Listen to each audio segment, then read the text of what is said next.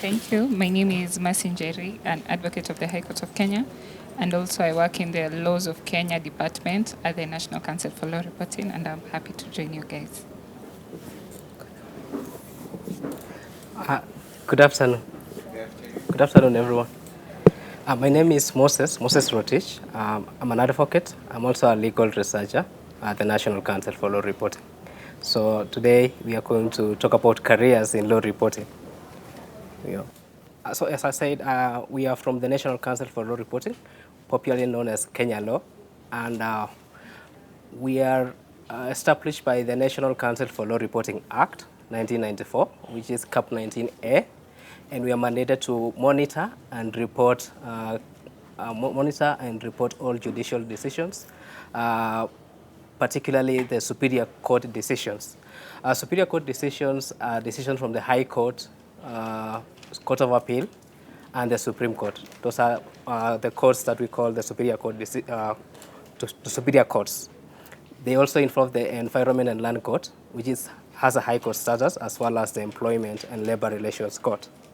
So those are the courts that we particularly report on. However, we also report on jurisdiction decisions from various selected tribunals, like the Tax Appeals Tribunal, the Legal Education Appeals Tribunal, Cooperatives Tribunal, and others. We have also recently started reporting very specific judicial decisions from the lower courts, from select magistrate courts.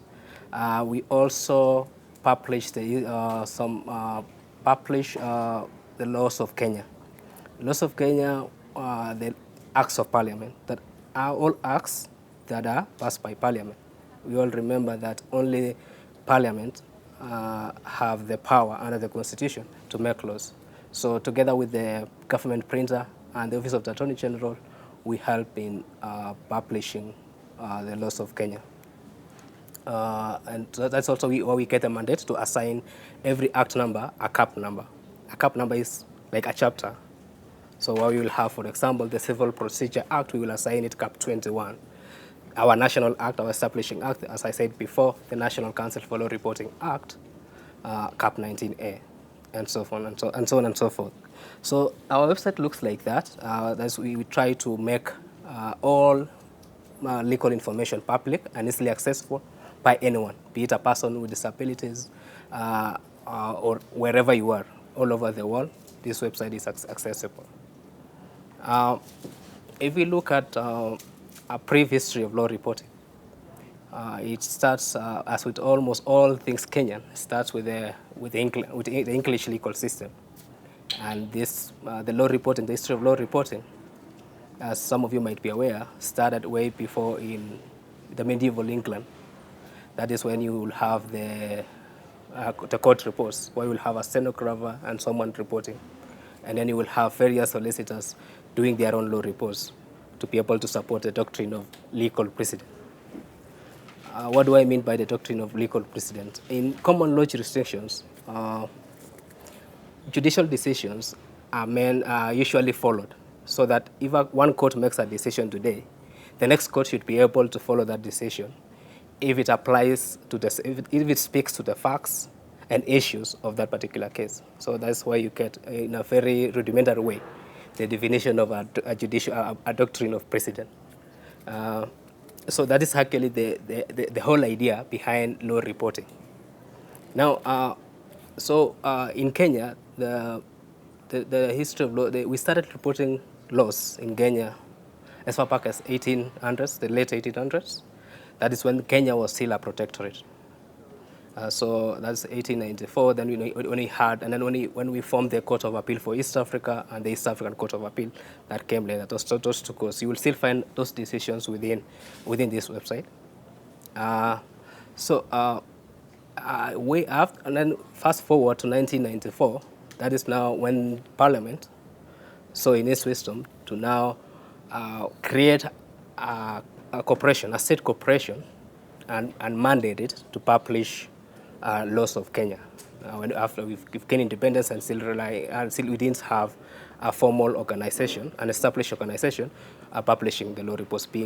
So in 1994, our organization was established. and it was given the mandate to monitor and report, as I said before, all law reports emanating from superior courts. Now, and then in 2009, the Office of the Attorney General, exercising its powers under the Revision of Laws Act, donated a power to Kenya Law, now our organization, to be able to publish, to receive, consolidate, revise, and publish all the laws of Kenya. So I don't know whether we are together. That we now have judicial reports, that's the case law. Then we have the Acts of Parliament. Now these two are coming into one house to be processed in the same by the same organization. We are together. So who donated the power to? Under the Revision of Laws Act, the Office of the Attorney General is actually the custodian of the laws of Kenya, whereas the law reporting is the custodian of the law reports. Yeah. So I don't know whether you get that distinction. So in a legal notice in 2009, the Office of the Attorney General now gave us that power to be able to publish all the laws of Kenya and prepare the what we usually call annual supplements. I don't know if you guys participated last year. It was last year on the preparation of the 24th annual supplement, where we assign all laws of Kenya cap numbers. So now every act of parliament has a cap number. Yeah, so if you look at our website, for example, and I will ask my colleague to take us to this particular one before we go to now the law reporting aspect. So, yeah, yes. Okay, as my colleague has stated, the law revision mandate is a delegated mandate from the Office of the Attorney General via legal notice. What we mean when we say revising laws, we go back and reference the Revision of Laws Act, where the Attorney General, the Office of the Attorney General is allowed to review and consolidate and revise the laws so that it meets and caters for the current needs of a nation. For instance, we all know that we had the 2010 Constitution, which most of us refer to it as the new Constitution of Kenya, yet it's the only Constitution of Kenya. But then we had acts prior to 2010 Constitution, which gave provisions in different government structures. In the previous Constitution, for instance, we had the Minister for Education. In the current Constitution, the ministries are now headed by the cabinet secretaries. Now you see, in the spirit of revising the laws, you make sure that the current laws are updated and conform to the 2010 Constitution. We also, in the law revision mandate, we also look at cross-referencing issues, errors. A law might be cross-referencing a different law, but are the wrong provision of the law. We correct such issues. Any spelling error that has not been corrected, we also do that. We have, I'm not sure if any of you has come across law, and then you find you have section 18. You don't have section 19, you have section 20. Now we come and reassign the numbers to make sure that the law is correct and accurate. One of our mission is to provide timely, accurate, and accessible information. Now, in the spirit of ensuring that our laws are accurate, that is now where the revision mandate comes in. Also, when we are revising law, we reassign chapter numbers. For instance, we have the latest act is the Persons Living with Disability Act. Yes. He can highlight it. It's a 2025 act. As he said, when you go to our website, you'll expect that all acts have cap numbers. But now you see, for the Persons with Disabilities Act, it doesn't have a cap number because it has not yet been revised under the annual supplement. So the next time we are producing an annual supplement, we will be assigning a cap number to the new act. But now we had the Persons with Disability Act, which is repealed and which is also still in our website. We will reassign that cap number. You're getting. Now that is all we do when it comes to revision. Also, we also receive and consolidate and publish county legislations. In our tab, we have the counties. If you want to look at the specific laws within your counties,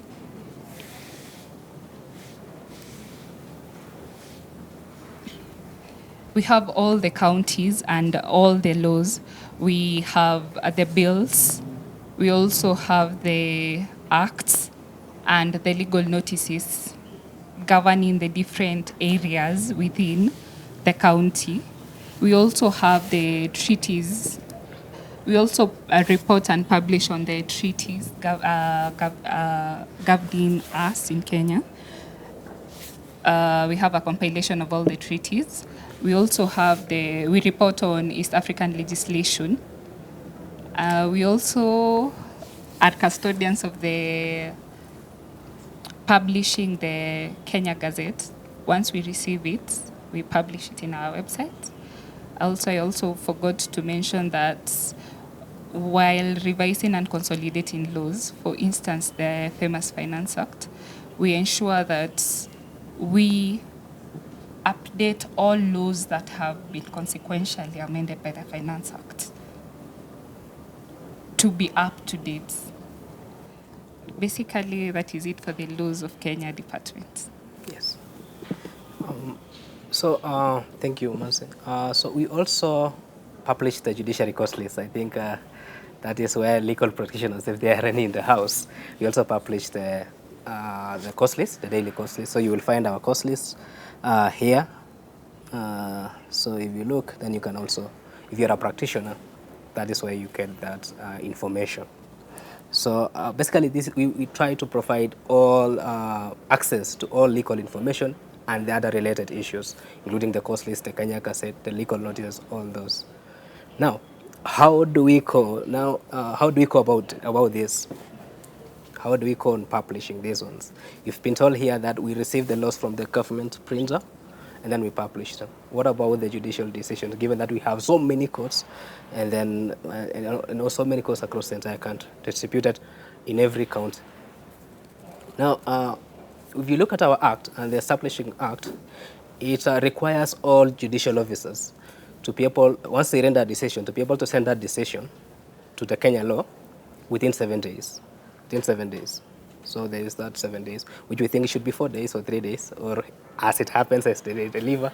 But we all know the practicality of that is not possible occasionally. So once we receive this one, we inventorize and we assign it what we call a neutral citation. Now, if I can use one example, I have selected a case here. So we assign it a neutral, a very unique identifier. So for example, this one, you can see from medium neutral citation, you can see it's a 2021 case, which is in square brackets. That's the year of delivery. And then you have then we have those initials, KHZ. That's the Kenya High Court. So, and then you have that number. That's now the unique identifier that we assign it. So it's case number 14747. And then we have in brackets the Kenya law reports initialized.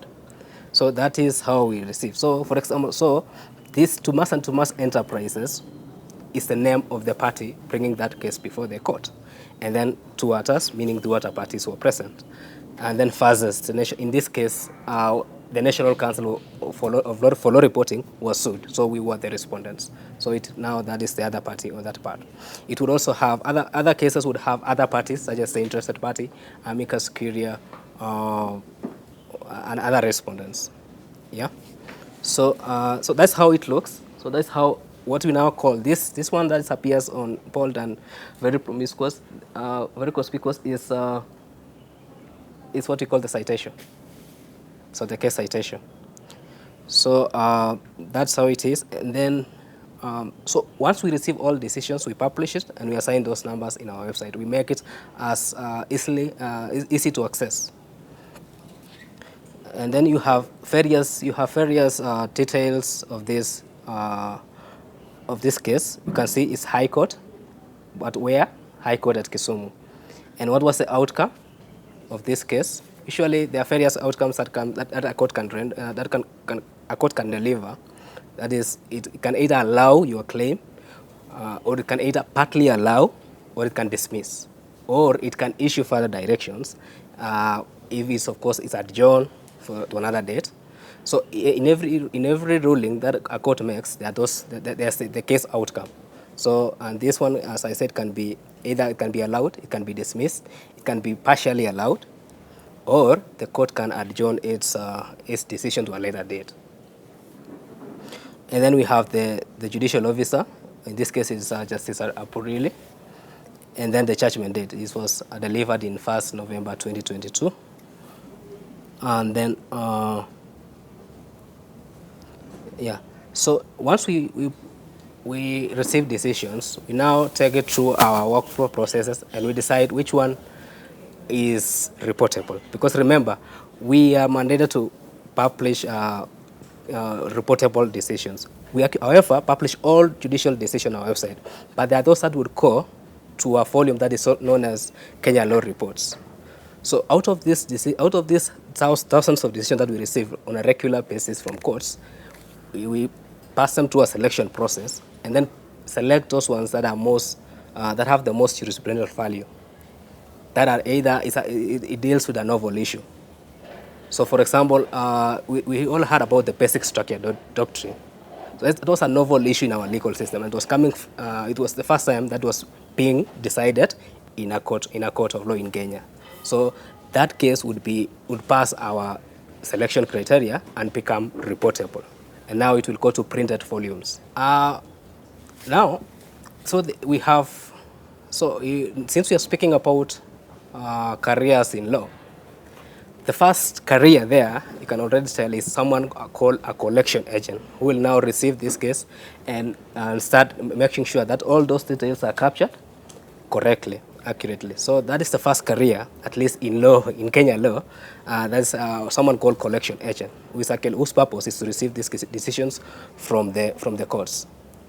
And then you go to someone who must have a diploma or a foundation in law. Currently, it's a diploma in law. Now, this person is to make sure that this decision has no errors, grammatical errors. It does not have all the paragraphs from the court. Remember, judges are also human, so they sometimes make those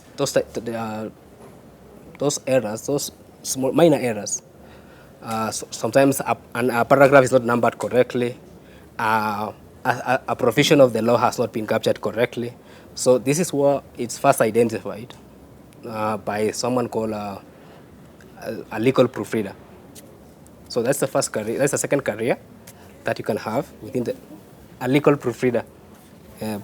So that's the person who will now capture this and then make sure that all this are captured, and that actually the judgment is actually captured accurately and is publishable on their website. Because remember, some judgments will come and they have those special characters that are not easily converted from print word into publishable format in the website. So they are able to capture those ones. And then if you look at our most recent decisions,